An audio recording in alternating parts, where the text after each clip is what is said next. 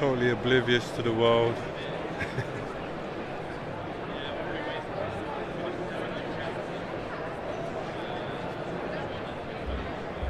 Is it good? Oh, there's. And the resolution, is it really good? This gentleman's just having an experience. He said it's quite good. Seems like VR is really finding a space in the broadcast world. Still finding its footing. There's a lot of devices here supporting VR technology, gimbals and dolly systems, live stream systems at the same time. Very interesting. I'm going to have a go at one of them again and see what that experience is like. Go on it. I want to get some feedback from you. So this gentleman's going to go on this. Is this VR driving or? No. This is more of an engineering VR experience. So, constructing. You've got a car in a garage. And you're just basically painting on colours and decals and stuff like that. Is it Steam or is it Steam based? Anything with live has to run through Steam, or you have to have Steam Engine. VR that's running in the background Yeah. to drive the live. But this is an external experience. It's not on Steam. So how do they create it in like Unity or Unreal Engine or something like that? Generally, there is another software as well as like an Autodesk program. Oh, okay. Generally, most of these experiences are like that. Unity 4.5 and Unreal Engine 4. Oh, okay.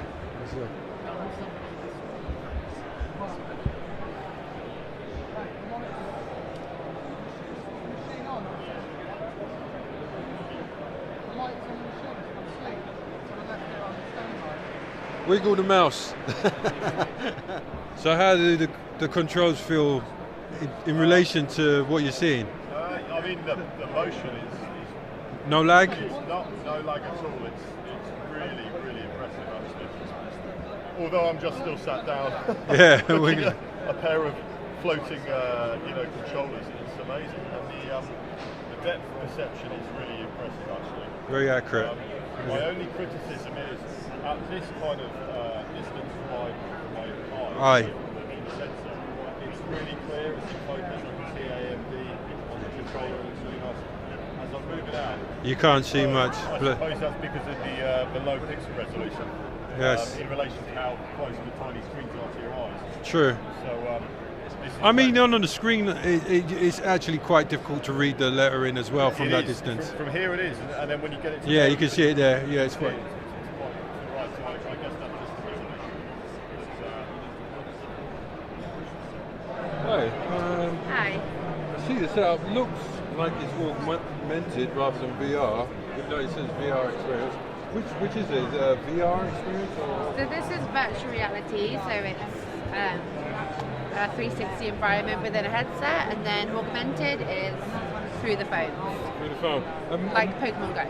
I like Pokemon Go, okay. And what are the features of the augmented? So we can produce any kind of content, it depends what our client asks for. Okay, so you create content for augmented environments? Yes. No, we create digital augmented content for real-time environments. And then we also create content to go in virtual reality. So we create 360 films, which is shot on cameras like this one, and we can create a full CGI environment, which is virtual reality. So, and is any of it real time apart from the AR? I mean, the VR. VR. You do like stream kind not of? yet. Okay. We have this type of thing. So this is called the Microsoft HoloLens. Yeah, I know the HoloLens. Yeah, so this is just real. This is, as far as I know, the only real-time headset out there at the minute, but it's not out there yet. It's still in developer stage. Yes. So you can see, and it's mixed reality. That is the closest I've ever been to a HoloLens. You want to try it on? Oh, please.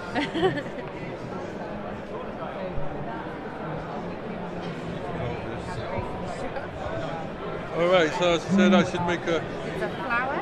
There's a menu up here. Oh, the menu's up. Okay, and then you tap. The tap. So I can see the Unity. There's a robot thing, is there? Oh, I don't uninstall that, sorry. Which one? Oh, the Robot Raid. Yeah. You tap on that.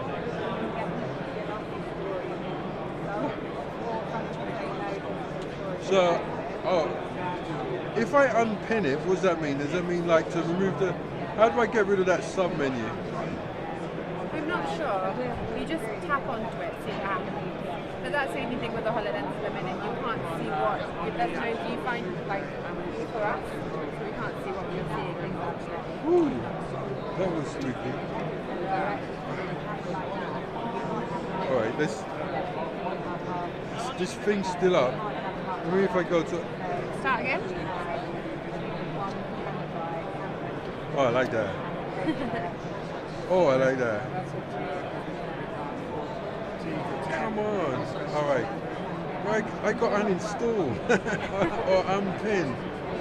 It's different for everyone. Maybe I have to do a double. So does you have to calibrate it for everybody's hands or something? Everyone picks it up differently. So it just depends how you... Oh, it's in. Oh, I can see a robot on the wall. And what is this? More software driven? Yeah, so we do, we license the software. So we do two things. We do software, and we also do live streams for clients. Okay, so, and what's that? And the output can go anywhere to any... Yes, so you can go to YouTube. We've got apps on here on mobile devices. We can provide an app or this HTML5 player. And I mean, how much people can connect to it at one time? Anybody can connect. It won't slow down the stream or so. So we stream to a CDN, which then streams to wherever, or stream to YouTube, which again streams to. So how do you feel this development could be implemented well? What do you mean? I mean, how would the one go about using this? I'm right here is a case study. You know, we're at an event and we're using 360 video so people can be there without being there. We are a bit static. That's the only thing. Yeah. Well, with VR, it's a lot harder to do movement because people feel sick. If you're sitting down with the headset on and it looks like you're moving, that doesn't look right to people. What about if you're delivering the stream, moving it, you know, with cameras in hand, like I'm holding this camera right now, and delivering a stream to an audience, obviously, in movement. They will feel sick. They will feel sick. So what we do is, we do music events, sports events, that kind of thing. Yeah. So we'll have, for a sports event, we'll have cameras set up around the pitch, and you can switch between the cameras, so you can switch the different views. So you can go to different areas and, all right. But without moving, so you just switches the camera. That's quite interesting. I mean, it would be nice if you could move around, but there is that sick factor. It does. It's a problem that hasn't been solved with VR yet. That makes sense. But if you watch it on an iPad, then you won't get the sick factor. Fine. So maybe if it's like, okay, we got movement, but it's only going through iPads. Warning: don't go on your phone and put on a limits the market a lot. Then. So you've got a couple of devices. It seems like you're using a Gear. And using Google, new Google Pixel. Daydream. Daydream. Yeah. Pixel's the phone. It's the phone. So does it work with? So this Daydream, it works with any phone. Yeah. It's just a cardboard headset essentially. Oh. Good phone. Best phone, may I say? I don't know what the best phone is. A 4K phone. Yes. This is the phone that you've got. Let's have a look. Run the live stream. I love the design of this because it's so comfy. Yeah. So you can film me. Alright. Where's this going, this film? Oh, it's just going to go up on the channel, a porn channel. Okay. Oh, this is very comfortable. And you know, the weird thing is, because the camera is set so high up, it feels like I'm actually in this kind of God state perspective where I'm looking down on all the minions, working away, almost like I'm flying. That's quite a great sensation, actually. Like levitating. It's quite strange because the camera's way up there, and my perspective is looking down all over the exhibition hall, and people look about this size, so you do get this kind of narcissistic megalomania kind of sensation going on. It's actually a good perspective. Oh, what's happened? But cameras is that? What's the load? And what's the range on this? Oh, okay. Wow. It's enormous.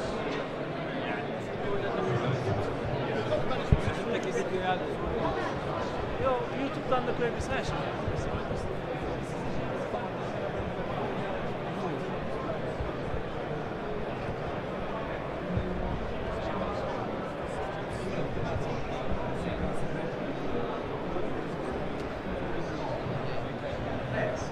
Changes, so you can't get spoliers changes, so you can with this. And I'll take and the macro function as well. So what is the minimum focus distance right now on it? It's like 60 centimeters, I think. It's around 60 centimeters, but with the macro, you can get to about 10, 12 centimeters, even less than that. So I'm used to that on the old B4 lenses I use. And Amanda here mentioned parfocal. So here's an example of parfocal for you. So my focus I have, and then I crash it, and it stays in focus. And this is a simple example. Once you need to set up the back focus correctly, and then it will do it. So that is really important. Constant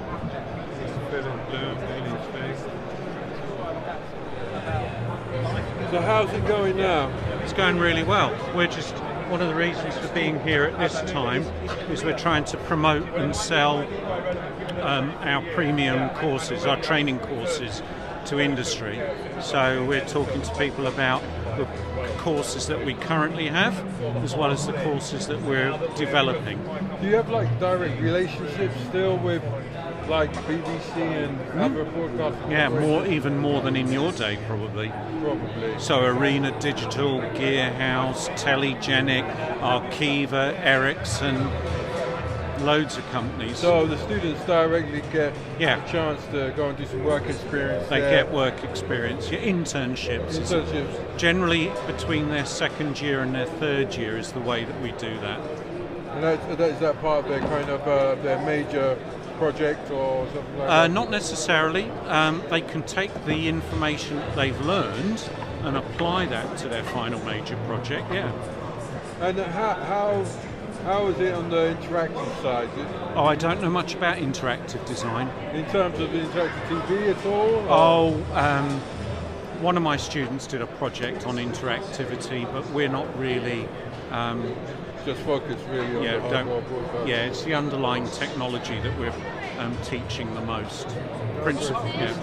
Great stuff. And you're still doing productions from out the college? What productions are you putting on? Is it going out to the local area or? Yeah, so what we do, we still run the degree show in June each year, but over the last 3 years we've developed a relationship with the Royal Shakespeare Company, and we do streaming of plays that they've pre-recorded from the studio to about 400 UK schools. And how's the workflow now? Is it much more streamlined because of it's the technology? It's much more. We've got a fully file-based workflow now. Brilliant. No Quantel suite, is that gone? Or? There's no Quantel. There's a couple of online, some colour grading suites, load of online editing suites. And what system are you pushing them into? More Avid stuff, or is it kind of user choice? Well, you can either go the Avid route, which is it was Final Cut Pro, but what is it now? Media Composer or something? Yeah. Media Composer and DaVinci. And obviously all of the Adobe Creative Cloud. All right, great.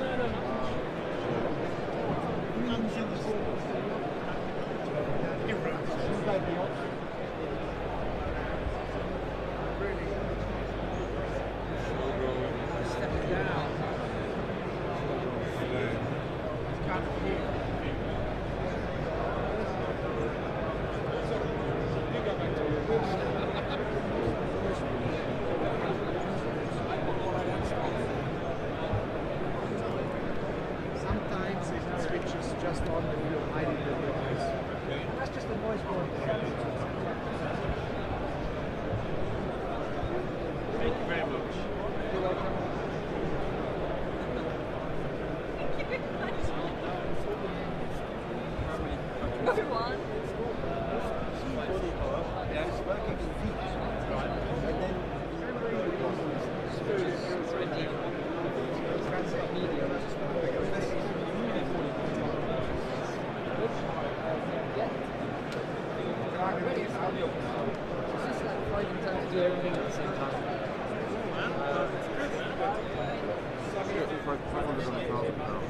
I mean, even basically, you can go with a phone. Okay. Yeah, this is a Sony phone. It's going to be fixed focus, so therefore, it's always going to be in focus. You know, it's not going to. You don't have to set the focus and all that kind of stuff. You get a good mic. You know, you can get a good mic for the Sony phone, which So is like this one, you got it like this one is separate or something. what The stand, I think the stand has a mic as well. Oh no. This is a separate mic right here. Okay. It plugs in. It's specially designed for the Sony Xperia.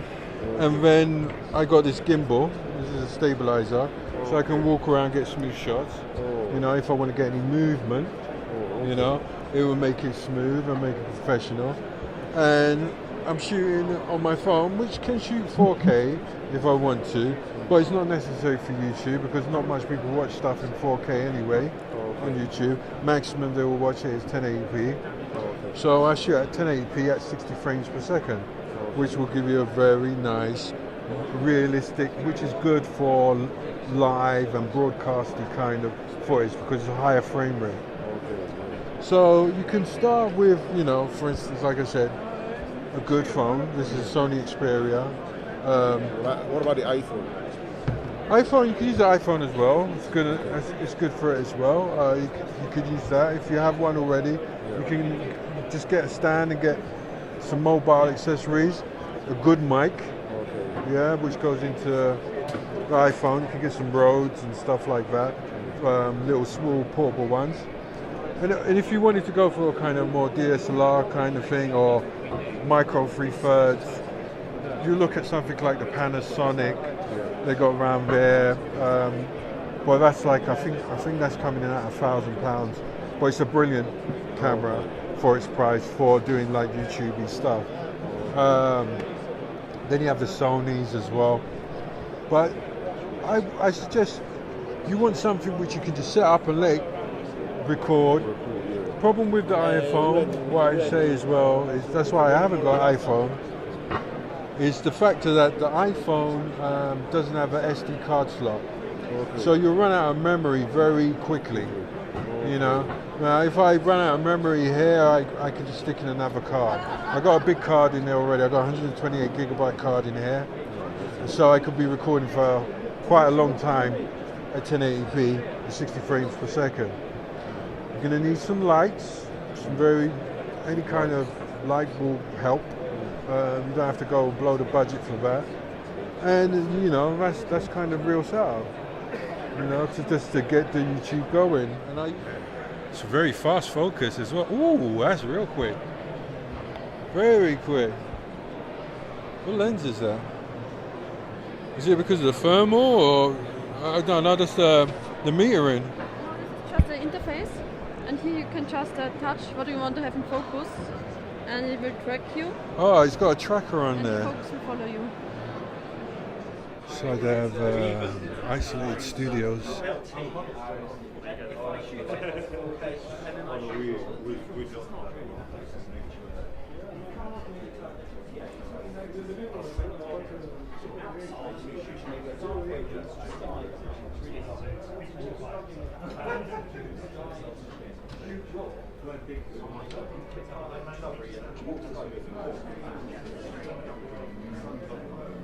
nice thing is